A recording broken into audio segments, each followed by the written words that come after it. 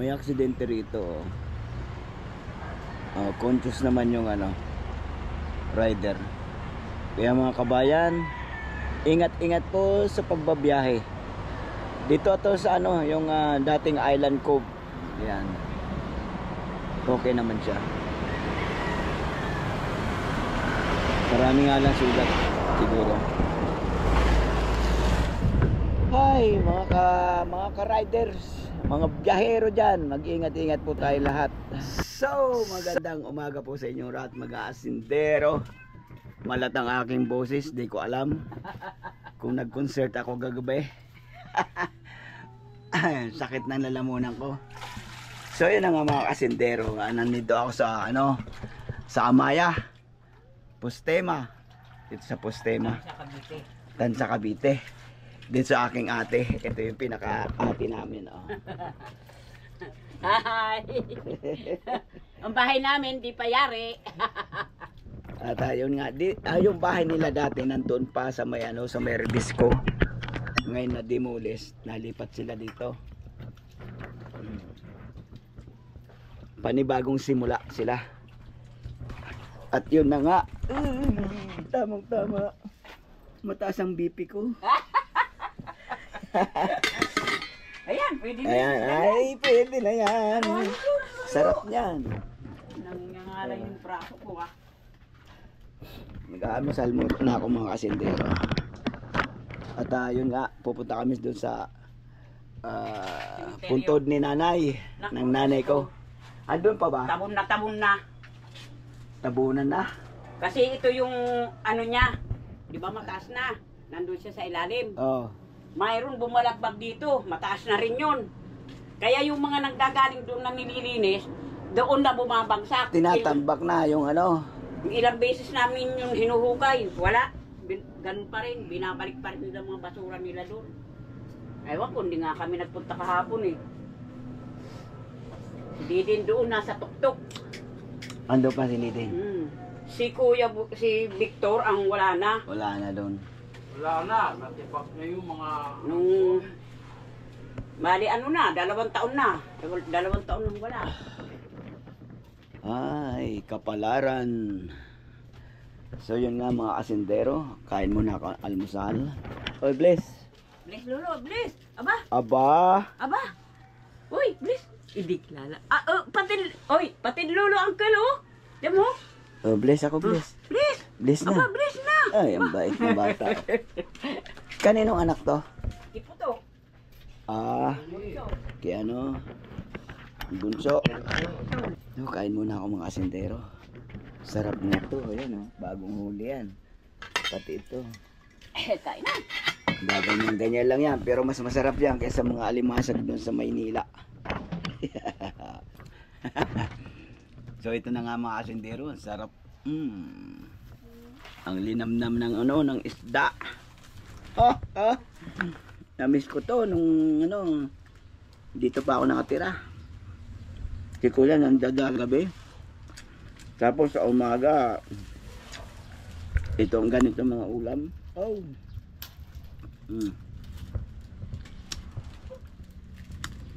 Sarap naman.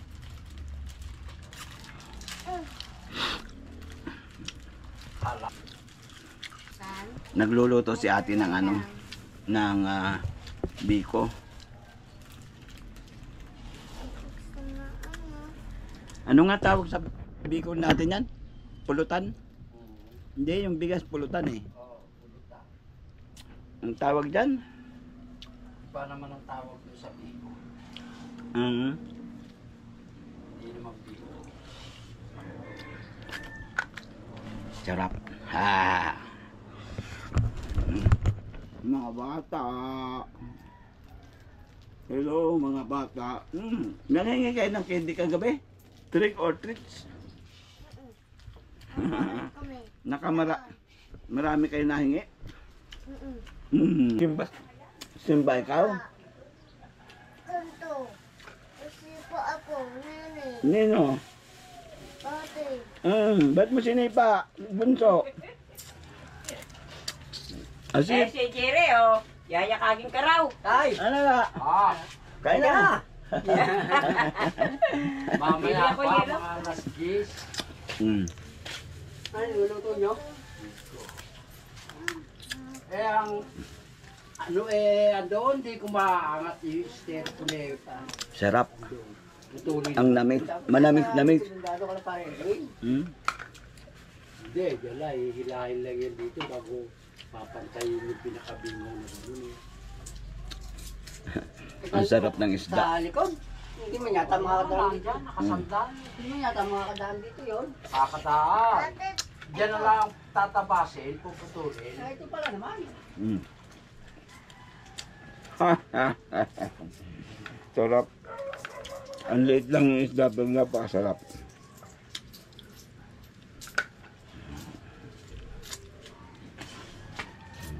Nag-almusal na ba kayo mga bata? Di pa kayo nag-almusal?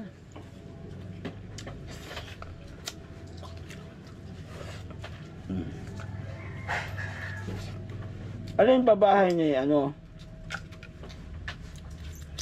Yung dito, may daan ng ganyan, yung bagong gawa Alin? Bahay nino? ni Richard. Do, sa likod nila nuno ganon. Ba, yung may Oo. daanan ganito, Oo. tapos makikita mo yung bagong Oo. gawa, yun ba yun? Oo, yung kanila. Andyan ba siya? Diyan na lang putulin. Yeah, papa, Sarap. pantay mo lang dito. Butter. Hmm? Sarap. Takot. Takot. Takot. Ang liit lang pero ang sarap. Hmm.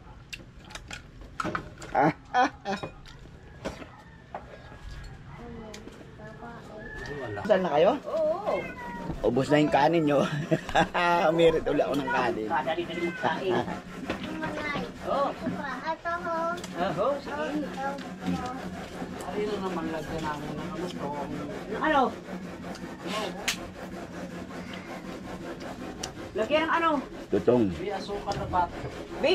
Hindi ba nakikita yung kulay ng asukal? Itim na itim nga. Ari na to ilagay sa bilao. Sa bawa. Ulat na yun. Ano? Hmm. Mamaya na ilagay sa bilao. Hindi ilagay na sa baba. Ilagay mo na nga sa... Maglalatik ka manay? Mm. Sasayaw ka ng maglalatik yung ginagawa nyo? Ano ba yun? Asan Di ba yun yung mga maglalatik na basahan? sayaw? Beto, mga basahan, oh. Hmm. Lagay na muna to sa baba. Ito na. Sarap. Ay, nag-vlog pala sa akin. Ah. Naka-vlog pala yun. Masarap nagkain eh. Sabi mo. Ako yan din lang nga inulam ko kagabi, alimasan. Saan ba ate naman gusto magpatulong magbuhat na? Saan ko hinihika na nga ako? Ako ipagbubuhatin mo pa ako. Ano? Yung papag, papatulong. Anong papag? Papag nila. Ito ka magawa. Pawis ko. Di ka niya kakagatin. O, si kuya nga eh. O, di ka kakagatin. Akin na. Wala namang kalaban. O, paano? Ayan. Bawal yan. Oo. Wala puro parehong takla. Ano lang ano yan? Pero siya isang kagamba. Ayun. Ngayon na. Ngayon sabi ko, Ano? Pa! Pa! Laglag sa giro o. Mga flower. hahakutin nyo. Trabaho. Nene, wag mo lagi. Tabi yan, akin na. Ginuha lang talaga doon sa bag. Maiinggit yung anak ko mag-i-edit nitong video na to. Eh, So yun na nga mga kasintero, tapos na ako kumain at mamaya-maya punta tayo sa sementeryo. Tingnan natin kalagayan ng aking ina. So yun na nga mga kasintero, uuwi na ako. Di ko rin naman makikita yung puntod ng nanay ko gawa ng natabunan na raw ng mga debris, mga hinukay, mga pagtibagan. So magtitirik na lang ako ng kandila sa simbahan. Saan ba may simbahan malapit? Amaya. Yan. Amaya pala. Kaya lang hindi malaman kung bukas dyan. Tansa ka na, no? Hindi, papunta doon sa pauwi. Tansa. Tansa. Yung tansa Oo, sa may sa Tansa. Salinas. lumabas ka Hindi, iba yun. Dito mismo sa tansa. Ay, Ang laki ng papasok pa simbahan. ako. Oo, papasok pa. Dito, tansa na lang ako. Ayan. Ay, dyan ka pa dadaan? Bakit? Papasok ka pa ng sarili sa ganyan. Eh, kung didiretso ka. Saan ba may Diretso na simbahan? yan. Saan ba may simbahan madadaanan? Magtanong na lang ako kung saan may simbahan. So, yun na nga. Eh, Kumain na ako ng almusal, may baon pa ako. Biko. Sa atin ang tawag, o, yan na eh. palupsi. Ay, hindi palupsi. Tawag nito sa Bicol? Sinuman. Sinuman. Yun. Uwi na ako, may baon na ako. Wala ka, samahan mo na. At hindi na raw yan dadaan ng cemetery. Di rin yung mga... Kilatisin na lang. Ayun, dadaan pa raw tayo doon sa isa kong pamangkin. At mayroon daw, baka magbigay na naman ng ano. Pabaon. Saan ka pa? Nakialmusal na nga eh, may baon pa. Ay, gustong gusto ng mga anak ko to. Lalo si Bunso, si Andro. Ayan. Hi. So, lalarga na tayo. So, ayan, may baon na naman ako. Pamangkin ko, Hindi pa luto dito. may baon na naman. Masarap talaga mamamasyal sa mga kamag-anak. Pag uwi may dala-dala. Pupunta ka ng walang dala, uuwi ka ng may dala. Pagkatapos, katagalan, madadala na sila. So yun nga mga kasintero, uwi na ako. Uwi na ako hanggang hindi pa masyadong maano. Baka mamaya umulan pa. So, eto na nga. Una na akong boses. So ito na nga mga kasintero. Uwi na tayo. At nawala lalo ang aking boses. Yan, ito ay Postema. Lugar ng Postema. Doon sa unahan ng konti, nandun yung ano, yung resort, swimming pool. Dati wala pang, kukunti pa lang bahay dito.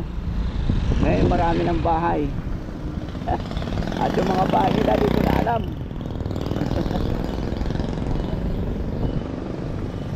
Hindi ko na alam kung saan ko pupunta yung mga bahay nila. Dikit-dikit na ang bahay. So yun na nga mga kasintero, uwi na tayo. At kung may madaanan tayong simbahan, doon na lang magtitirik ng kandila.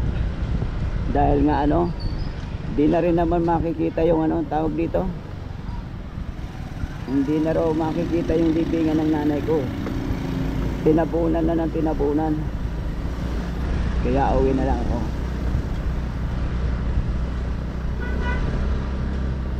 Eto na mga kasindero, nandito na ako sa bahay.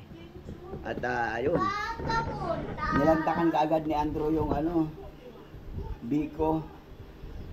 Tawag sa Bicol nito, sinuman. Sinuman yan, Bicol. At merong ano, at ito.